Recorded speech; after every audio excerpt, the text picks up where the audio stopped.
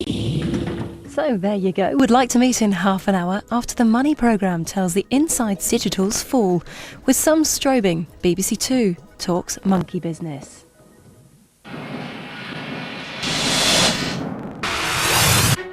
This is the story of how two of Britain's most powerful companies took a gamble on digital TV. You plug it into the aerial and in 2 minutes we can start choosing our channel package. But instead of revolutionising British television, ITV Digital cost the bosses and their companies £1 billion. Now they regret ever trying to go head-to-head with the global media mogul Rupert Murdoch. It's like asking a pygmy to take on a giant. They are just not up to it. The collapse of ITV Digital has left some of the most famous names in English football facing ruin. The Football League are going to court to win back their lost TV money. I think they're corporate bullies. I think they're walking away from their responsibilities. It's left 1 million subscribers in the lurch and commercial television in disarray. So how did a service fronted by a monkey turn into Britain's most expensive TV disaster? And was it doomed from the start?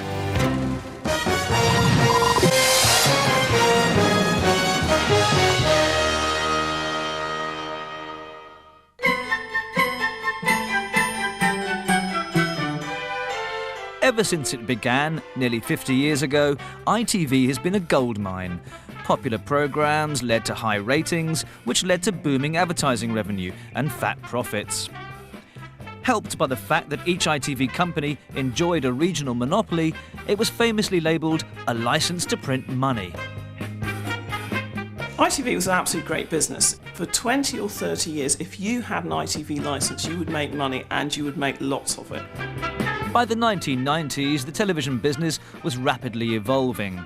The next big money spinner was supposed to be digital television. The man leading ITV's charge into the new era was Carlton boss Michael Green, one of ITV's big two. The golden boy of British TV wanted a slice of the digital action and the cash bonanza it promised. Michael Green is a driven entrepreneur, the sort who didn't have a O-level to scratch himself with hardly, who always wanted to go into business and was always sure he would be successful. Green was aided and abetted in the hunt for expansion by Charles Allen, the head of the other dominant ITV company, Granada. Allen had a reputation for caution. He'd worked his way up through the catering wing of Granada, famous for its filling service station food. Charles Allen's a good businessman. He has a number-crunching background. He is competent, works very hard. He's an efficient businessman, but he's essentially a corporate manager. He's not an entrepreneur. This man was the reason Green and Allen were so keen to get into the new digital technology. It was their one chance to compete with Rupert Murdoch, and on his own turf. Murdoch's satellite, multi-channel Sky was already eating into ITV's audience and profits. He was planning to go digital, but Green and Allen believed they could offer a better digital system, one that only needed your existing aerial. In the brave new future of broadcasting, it would provide better pictures and more channels. Now, the beauty of using your existing aerial is supposed to be that you go down the shops, you pick up this box, and you plug in and play. Simple. In theory, at least. It was called digital terrestrial TV. Green's next brainwave was to neutralise the enemy by getting Murdoch and Sky in on the project. He knew he couldn't do it on his own, so he started talking to Sky. Sky thought, great idea. There are people who don't want Sky. There are people who don't want satellite dishes on their houses. This will take our programmes to another raft of the population that can't be reached in any other way. Sky, Carlton and Granada together were a dream team. Now they were ready to rock. Those three together looked very formidable indeed. The two largest ITV companies combined with the largest new media company with all the programme rights, like rights to the Premier League, film rights. At that stage, there was even a chance it could have worked. But the ménage à trois was not to be. The regulators thought Sky was already too powerful. They threw them out of the project. Rupert Murdoch was absolutely livid to see that Sky was being thrown out of this consortium. He thought it was absolutely outrageous. Suddenly, the ITV chiefs found themselves in opposition to Sky, in a business arena in which they were novices. I think privately, nobody would say it publicly, there's a very macho management culture in television, and nobody would have said we're actually now quite scared. But I think that it went through all of their minds.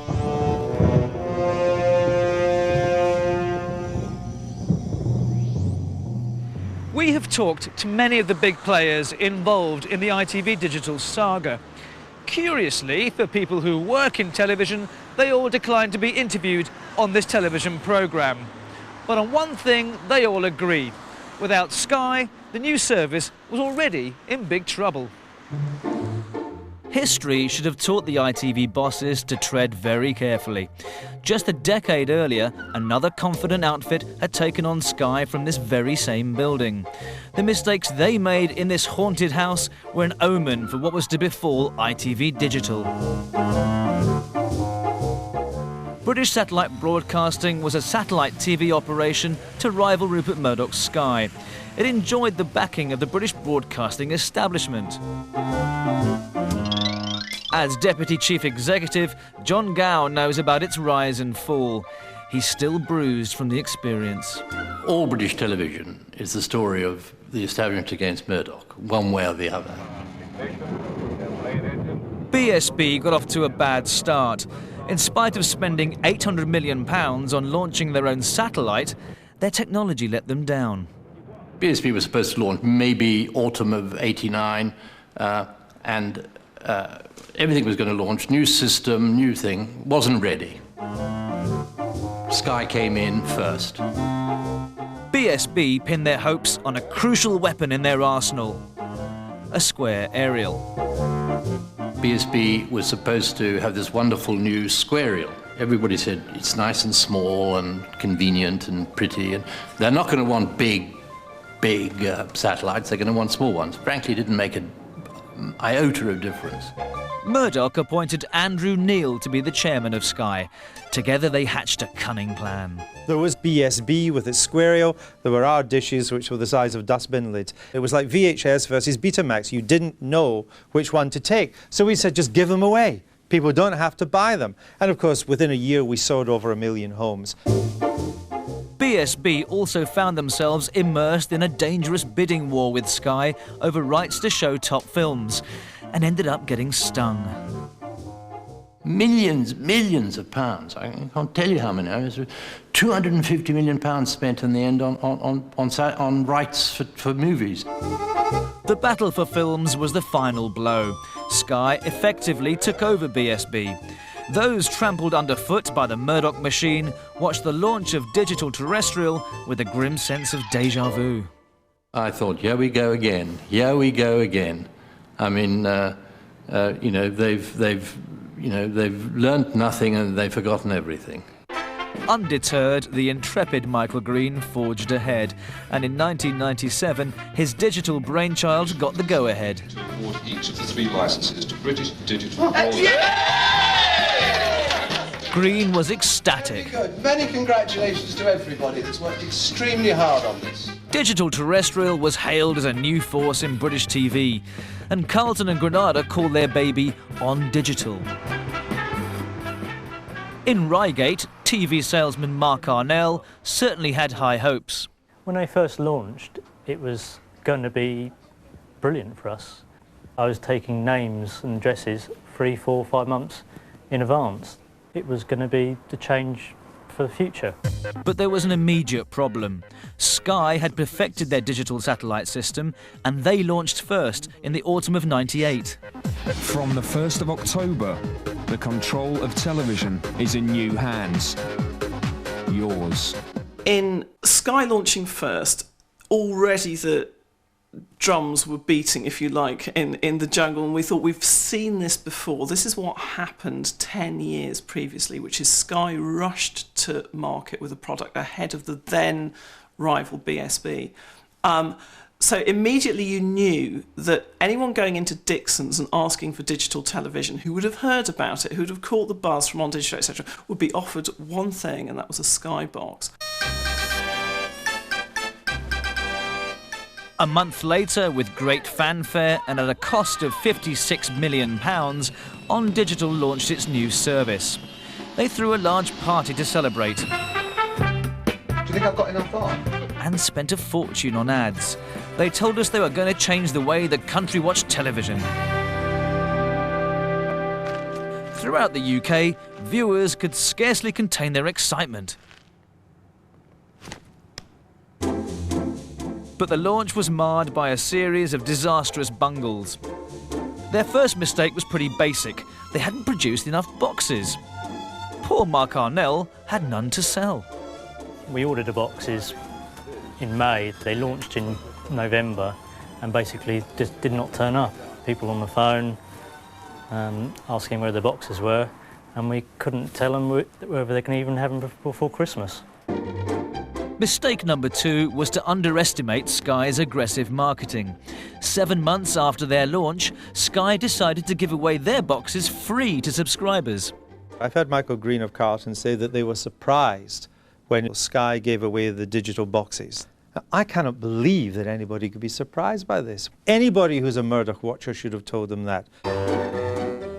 The Money programme has learnt that On Digital management had privately suggested to Green and Allen that they give away free boxes too, but they'd said no. Now Sky was doing it, they had no choice but to announce their own free offer. It cost them a cool £240 million. Mr. Cleary from Sutton Coldfield, your On Digital set-top box is here waiting. It's absolutely free while you subscribe. But then they had to let people like Mr. Cleary know of the change, so they spent millions more on advertising. This box will change the way you watch telly forever. It'll entertain you. John Brett was a typical customer, one of 500,000 who signed up in the first year of the offer. We sent off for the box, and the box arrives via courier, and you just plug it in and off you go, allegedly. Allegedly. What On Digital didn't advertise was that behind the scenes there were some huge technical problems. The signal they used to broadcast was so weak that to get a picture you often had to upgrade your aerial, which kind of defeated the object. We had 2 upgrades and we had 2 boxes, and I had to be sort of fairly firm with them really and say, look, I've had enough now, you know, this isn't good enough. Because the digital terrestrial signal shared the same transmitters as the old-fashioned signals, it couldn't be too strong, or else it would ruin everyone else's reception. On Digital claimed the broadcasting authorities misled them on this. That was of little comfort to customers. And what was the last straw for you? My wife and I were sitting down watching Buffy the Vampire Slayer, the last episode, and it locked up on us, and it just broke up, and that was it. She started throwing things around, and that was it. Enough was enough. Enough was enough. John Brett was amongst the many customers who tore up their On Digital contracts and moved to their rival Sky. On Digital weren't just selling customers down the river, they were now giving them away. Breeze? Home? There was yet another problem. Programme content. Entertainment. This is the channel where you can shop. The critics had a field day. What kind of programmes impressed you or didn't? I like to sort of dip in and out, and when I dipped in, I dipped out pretty quickly because there frankly wasn't very much there. Greatest way to shop. They had channels like Breeze, they had Taste. What were they like?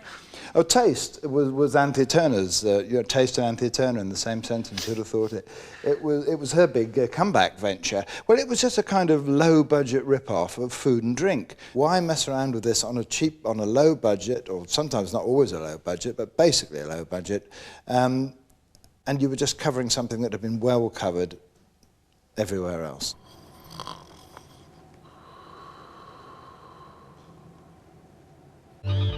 This is the 90s. In fact, On Digital did show some popular programmes, but they were provided by Sky. Sky Premiere, for instance, showcased first runs of big movies. It turned out that their premium programming all came from Sky. in the first place. How could you go into battle with your main competitor with your weapons being those provided by the other side? I mean, it just beggars belief that that's what they thought they could do. And there was a further snag: the cost of showing Sky's programmes. Originally, they'd thought they'd have Sky as a business partner and get discounted prices for their channels. But Sky as competitors were now charging them the full retail price. This set them back a further £60 million a year. Sky had On Digital over a barrel. It was all going horribly wrong. By June 2000, a year and a half in, they'd spent nearly £500 million with not much to show for it. Green and Allen were not getting on. On Digital, as one executive told us, was now the child of a broken home. They needed to get things back on track. They needed something exclusive, something unique. In the third week that June, all the major football rights came up for grabs. There was a feeding frenzy at the time. It was the very, very, very peak of the pricing of sports rights. On the Wednesday, On Digital bid for live Premiership rights, but lost out to Sky, who paid £1.1 billion. The management of On Digital wanted to bid more, but Carlton and Granada wouldn't finance a higher offer. There is a case for saying if they had had the Premiership rights, they would have given themselves a lifeline. Not only that, but they would have crucially holed Sky's business under the waterline. By the Friday, all that was left was the rights to the Nationwide Football League, by definition a second-best product. Have a good day. David Gold is chairman of Birmingham City. He knows that languishing in the lower league means you're out of the big TV money. At that time, the Blues were getting a measly £600,000 a year. And TV execs weren't expecting a big rise this time. Nationwide Football had a market value which everyone knew, which was somewhere in the £20 to £30 million a year range. That was what ITV had paid for it, that's what Sky had paid for it, that's what it was worth, basically. On Digital paid considerably more than that. And football chiefs could scarcely believe their luck. Everybody's saying that. Good luck. Yeah, good. Gold was with the other Football League chairman when they heard the news. I remember the big presentation and the way in which it was put to us. It was, hugely exciting to everybody. And then suddenly the main man from ITV gets up on the stage and he says, "Gentlemen, 315 million. Paused and said it again. 315 million. And we're all doing the calculations in our minds, and I'm thinking to myself, that's about 3 million for the First Division clubs per year for 3 years. So it's hugely, hugely exciting, and I can remember the buzz throughout the room. It was tremendous. Sadly, the deal didn't work for On Digital. TV audiences for some games were as low as 1,000. Former adversaries were scathing in their criticism. ITV Digital, they were prepared to pay sums of money which would buy you the crown jewels, but instead got a few coppers. And there was no way that they could ever get their money back. 315 million for a set of B division teams that very few people would watch. It would have been cheaper to have sent everybody a video of the game. It looked like an own goal. Nationwide League football was no panacea for On Digital's woes. More than a quarter of its customers were still abandoning the service every year. This is known as the churn rate. On Digital was suffering 28% churn. That is phenomenally high. An unsustainable basis for running your business. It basically means that having given away a decoder box, you're going to lose that customer in 3 years anyway. So your chances of recovering your investment are very, very low. By May 2001, they'd ploughed £700 million into the whole disastrous project, and share prices for the once booming ITV companies began to plummet. Granada's by 30%, Carlton's by 60%. They thought the situation was serious. They thought a continental European would come in and buy the companies because the share price was depressed. Things had got so bad that in June, Charles Allen, the more cautious of the two chiefs, wrote to the Prime Minister asking for his help. He said that Granada shareholders were running out of patience. A further depressed share price could exhaust our shareholders' tolerance in our continuing investment in On Digital. On Digital was now a family at war. To the management, the letter was a slap in the face. When a businessman has to write to the Prime Minister for help, you know the business is finished. Charles Allen's letter to the Prime Minister, which infuriated the other people involved in this in ITV, was in effect a hauling up of the white flag. 3 years after the launch, they took one last gamble. In spite of all the money On Digital cost, they dropped the name. On Digital, the clear choice. They'd spent millions upon millions getting the idea that this strange thing is called On Digital, which wasn't, I think, the best choice of a name anyway, but at least people knew what it was.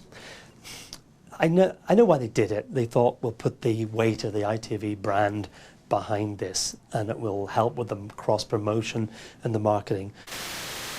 Actually, the new name was ITV Digital, and they signed up a new star to launch it. Once upon a time, there was a big thing called On Digital. One day, it changed its name to ITV Digital. The end. A good night! We had the idea of two guys watching television talking about TV, and then we sat there and thought, brilliant, why don't we make the smart guy a monkey? Where's the dish? With this, we don't need a dish. We can get up to 50 channels through the ITV Digital box. Ugh. A box? I told you. You plug it into the aerial, and in 2 minutes we can start choosing our channel package. I can't even get undressed in 2 minutes. A guy who asks questions and a smart guy with all the answers is, if you think about it, a double act. It's the old, age-old, whether it's Lauren and Hardy, Abbott and Costello, Morecambe and Wise. What on earth is that? Next door they're having a satellite dish. Everyone loved Monkey, and the campaign won lots of awards, but it wasn't enough. Right! There's an old adage in advertising, nothing kills a bad product quicker than great advertising. And I'm afraid, to a certain extent, this is evidence of that. What this little fellow did was make an awful lot out of very, very little. Monkey made no difference to the bottom line. At the start of this year, the share prices of Carlton and Granada were still low. ITV Digital was now in serious trouble.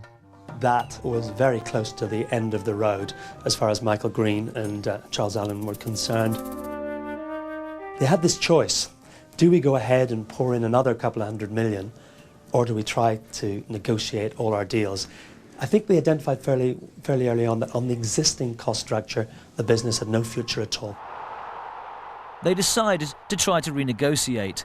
In February this year, they approached the Football League to see if there was anything that could be done. They were received with horror. Birmingham chairman David Gold couldn't believe they could suddenly try to move the goalposts.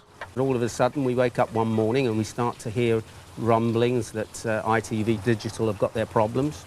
But we're not really bothered, because every single chairman believed that that deal was cast iron and backed by Granada and Carlton. The Football League refused to play ball. The administrators were called in, and on May the 1st, it was all over. Most of ITV Digital's programmes went off the air this morning. The administrators pulled the plug after failing to find a buyer. Back in Reigate, viewers were left with a useless box and no ITV Digital.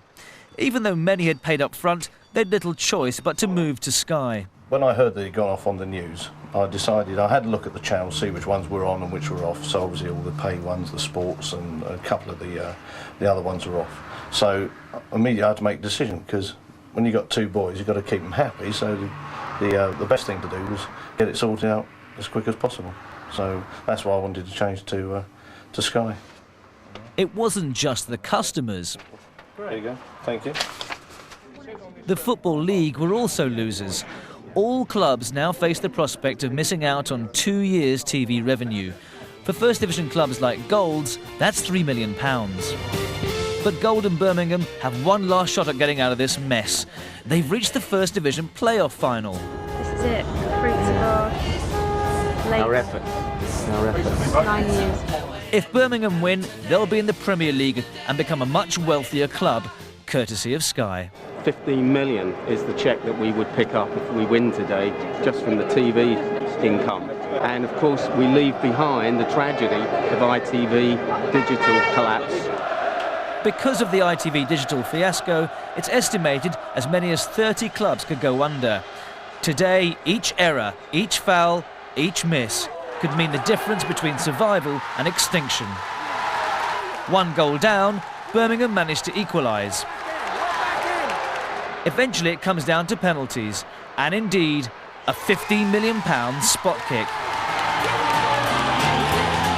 Birmingham are in the Premier League and out of financial hell. We were fantastic. Was that difficult?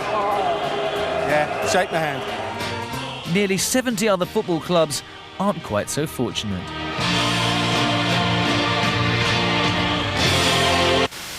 Here, the Football League is suing ITV Digital for the £178 million it says it's owed for the right to televise nationwide league matches. Green and Allen soon let it be known that they didn't feel liable for the money owed by ITV Digital to the Football League. But they didn't speak publicly until Charles Allen ventured onto the radio at the end of May to deny any responsibility for the debt.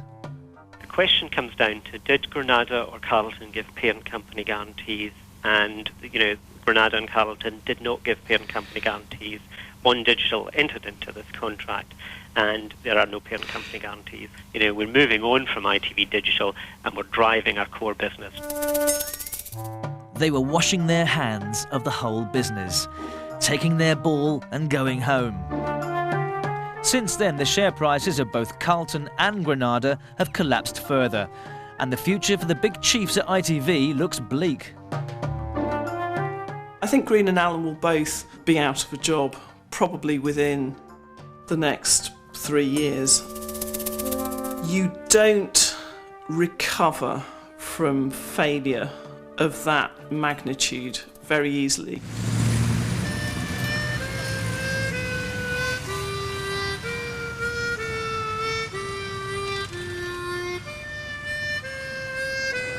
From the glory days to the gutter. But the collapse of ITV Digital threatens to have far wider consequences for the TV industry as a whole. A few weeks ago, the government unveiled radical plans to open up commercial television to outside ownership. Some feel that Green and Allen have brought this upon themselves. They have absolutely torn the guts out of the commercial sector. Our 2 strongest ITV companies are in loss, and the government, in, if you like, a fit of pique, has punished ITV for messing up digital terrestrial television by putting legislation on the books which allows them to be taken over by anybody. I actually think that this will bring in, if you like, foreign ownership. It will make Sky part of the broadcasting establishment in a way that it hasn't been before. So, Rupert Murdoch emerges as the only clear victor in this sorry tale. Sky recently reported healthy profits. Oh, and there is one other winner. Monkey. Next stop, Hollywood?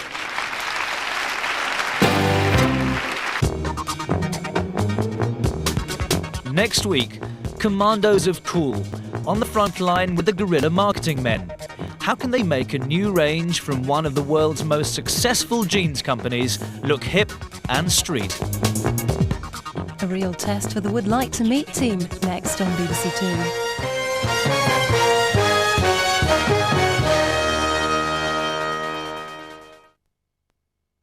Continue.